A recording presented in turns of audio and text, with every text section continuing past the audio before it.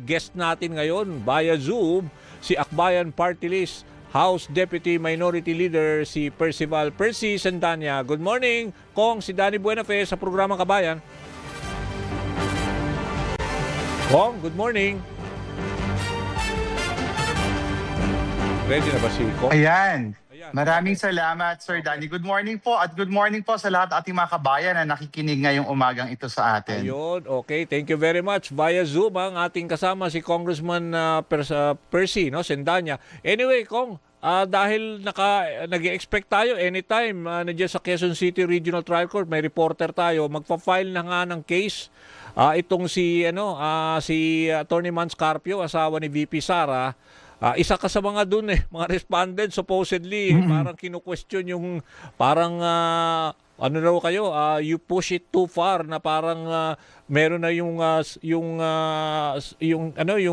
tinatawag nila na bank secrecy law na violate na raw, di ba? At ano ang naging reaction mo tungkol dito, Kong?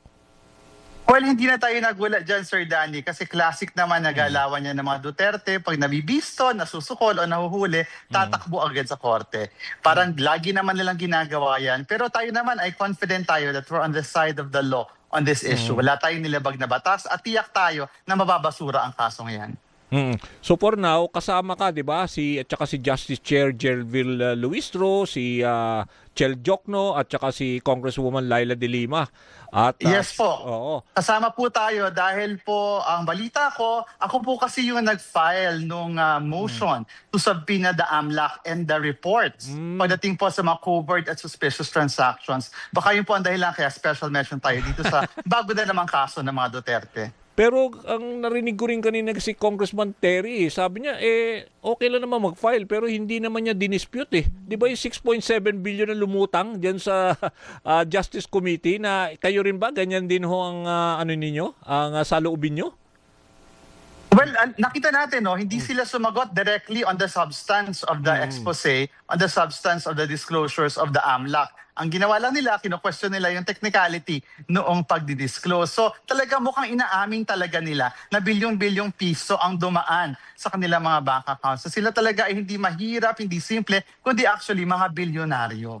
Oo, so for now, para nakikita nyo, malaki kasi din yung discrepancy at saka yung mga hindi pumapasok na mga, hindi naka-reflect, yung mga bank deposit, yung cash on hand, di ba? Yung doon sa SALN, tama ba?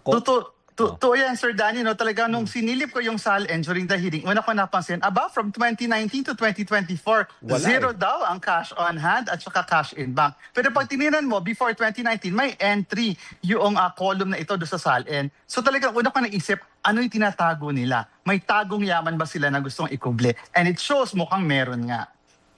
Tapos, 'di ba, sabi nga ni Congressman Joel Chua, di wow, 'di ba? Parang ang hirap na hindi pwedeng ilamsam. Nasabi kasi ni Attorney Michael Poa, although hindi ka naman lawyer, pero yung pagkasabi ho kasi ni Heidi Mendoza, I heard in one of her reaction, kung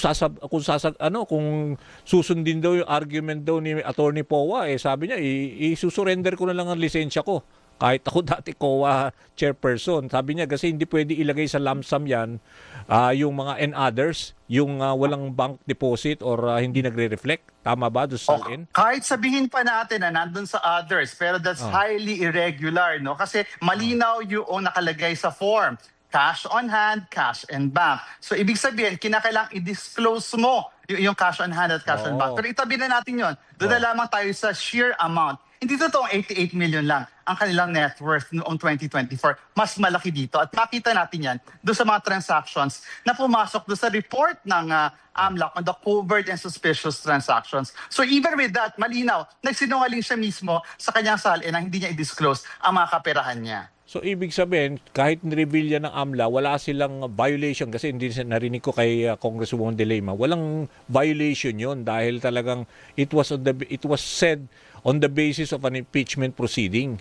Tama ba? Yes, napakalinaw noong nakalagay na provision on the bank secrecy law. May ilang mga exceptions. Yung isa doon ay kung magsasign ng waiver yung mga depositor involved. Kaya nga, di ba, sa mahabang panahon, hinahamon ni Senator Trillanes sa mga Duterte to sign a bank secrecy waiver na hindi nila ginawa. or Okay. in cases of impeachment. At nandito na nga tayo sa impeachment process. And the motion to subpoena the suspicious and covert transactions, ginawa during an impeachment proceeding. Yung report na suspicious at covert transaction, nilabas during the impeachment proceeding. Oo. Kaya malinaw pa sa sikat ng araw ngayong summer na mainit, wala pong na-violate na batas. Tayo po ay following the rule of law, sumunod sa batas na ating ginawa. Okay, Kong Percy, ito interesting kasi ito nakikita ko lang ng mga senaryo, no. Ibig sabihin, for now, even without the April 29, 'di ba? Ito na yung last hearing sa Wednesday, 'di ba? Yung tungkol sa threats. Yes. So ito palang lumabas si Madriaga at lumabas itong AMLA at saka itong sali ng ombudsman against the Vice President at saka yung asawa niya. Ito raw more than enough na yung threshold daw ng probable cause. Yun ang mga narinig ko based on at saka sinasabi ng mga experts. Ikaw personal, tingin mo uusad na to at aprobado ito sa plenaryo kahit wala pa yung April 29? Well, nung Miyerkules nga at the end of the testimony ng AMLAC, kung ako lang masusunod, magmo-motion na sana ako na magbotohan na on probable cause. Kasi na-cross na talaga yung threshold. Oo. Pero, alam naman natin, may iba pa mga grounds na na-cite yung mga complainants. Particular, itong grounds on grave threat. And if something happened nung Wednesday, yun ay mas lumakas ang loob ng mga miyembro ng Kongreso na eventually, pagdating sa plenaryo, bumoto para iakyat na ito sa Senado. So this is a very important boost para mas lalong paramihin pa beyond doon sa reglementary na percentage na kailangan ang magsabi na dapat impeach si Sara Duterte at simulan na ang trial sa lalong madaling panahon. O if ever mag-crossover na, ma-elevate na sa Senado, ang feeling nga ng mga ibang pundits baka mga 150 na yata ang pwedeng pumirma or sa plenaryo ma-approve yan, no? If ever dumating na doon sa Senado, ang sinasabi kasi ng mga lawyers naman ni VP Sara, that could be the proper forum where they can present their side. If ever that scenario ba dapat na ma-require sa trial mismo na si mismong VP Sara ang humarap, or if ever hindi siya humarap, anong tingin mo mga pwede mangyari na pwede magbago ang botohan ng mga senador? Well, sinasabi nila ngayon haharap sila sa Senado pero batay sa record nila sa presinto. Kasi I also filed the first impeachment complaint in the 19th Congress na alam naman natin na nangyari na forthwith na makakampi nila tapos nakarating pa sa Supreme Court at napigilan yung process na yon. So, hindi ako maniniwala sa sinasabi nila na haharap sila sa Senado until nakaupo na si Sara Duterte doon sa stand sa Senate during the impeachment trial. So, maniniwala lang tayo na haharap sila kung nandoon na sila. Okay, so for now, yun nga, in the likely scenario na let's say hindi rin siya humarap sa trial na which is also, yun na nga, di ba sabi nila, that is the proper forum. Kung hindi sila humarap, in terms kasi lately, well, I'm following dito sa mga late research na ginawa or survey, di ba nagko-close in na. So, ang feeling lang na marami, parang na-erode yung kanyang approval rating. Kong, Percy? Well, hindi ako na-surprise sa resulta ng mga survey kasi nga talaga mababawasan ang trust at approval ng Vice Presidente. Kasi every time pananagutin siya sa kanyang mga kasalanan, ang gagawin niya, iibahin niya yung usapan, magkukwento siya ng MMK, o kaya naman itatakbo siya sa Korte at Korte Suprema. So sa dulo, paano pagkakatiwalaan ng isang presidente na mismo mga dokumento na nagsasabi na milyong-milyong piso ang dumaan, na hindi siya pumirma sa kanyang salin ng tama, paano pagkakatiwalaan ng isang gusto maging Pangulo na ganyan? So, sa akin nga, I would understand kung yung legal team niya will not make her appear in the Senate kasi ang tendency din ni VP Sara Duterte, mas lalong ipinapahamak ang sarili.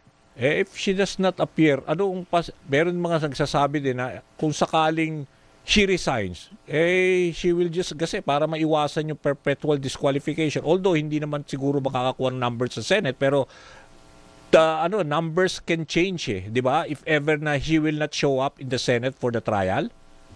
And special numbers will definitely change dahil lalo na dahil sa tindi ng ebidensya na meron tayo ngayon. No? Hindi lang ito smoking gun Isa itong talagang malakas na bomba ng mga ebidensya na kaya talagang i-eradicate yung mga argumento at palusot ng kanyang kampo. I see. Interesting political times ahead. Kong Percy.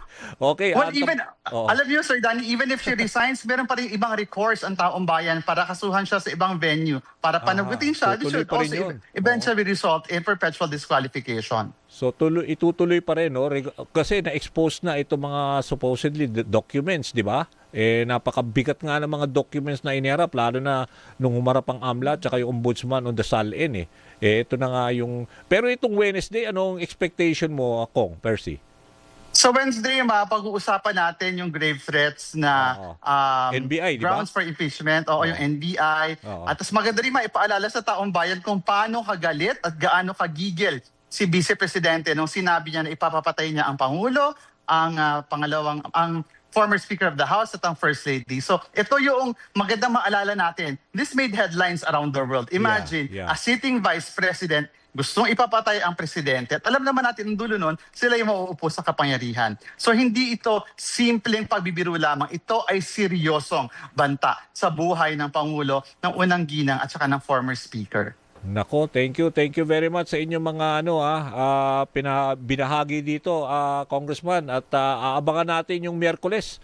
Importante sabi sa akin narinig ko rin si Congresswoman ang chair, si Jervy Luistro, ay pagkatapos yata ng April 29, baka pagbotohan sa plenaryo May 4 doon sa pag-resumption ng hearing, sa resumption ng hearing ay ng session. Ng session. So May Oo, 4 ang session. resumption ng session. Pero Oo. before that, kailangan mo na i-approve ng committee yung committee report. So baka the week after May 4, makakaakyat na siya sa plenaryo Yun, kapag nagbotohan na kami sa committee report after the vote on probable cause sa darating na Miyerkules. So it's that still within the 60 days na referral? Baka ganun magkaroon na naman ng technicality. Akong Yes, it's well within the 60 days na referral. Talaga napakaingat at conservative Oo, natin dapat, dito sa ating pag-proceed para na sa ganun, hindi na uli makatakbo sa korte para makapagtago sa accountability itong si VP Sara Duterte. Ayun. Thank you Maraming salamat sa oras na ibinahagi mo, Kong Percy Salamat. Marami pong salamat, Sir Danny. Mabuhay po kayo. Okay, yan si Congressman Percy Sandanya, Akbayan Party List at saka House Deputy Minority Leader. Nako, ang bilis ng oras, alas 11 na po. Ako po ay magbabalik bukas dito sa programang Kabayan. Susunod na nagseserbisyo Niña Corpus, kasama si Migs Bustos. Bye-bye!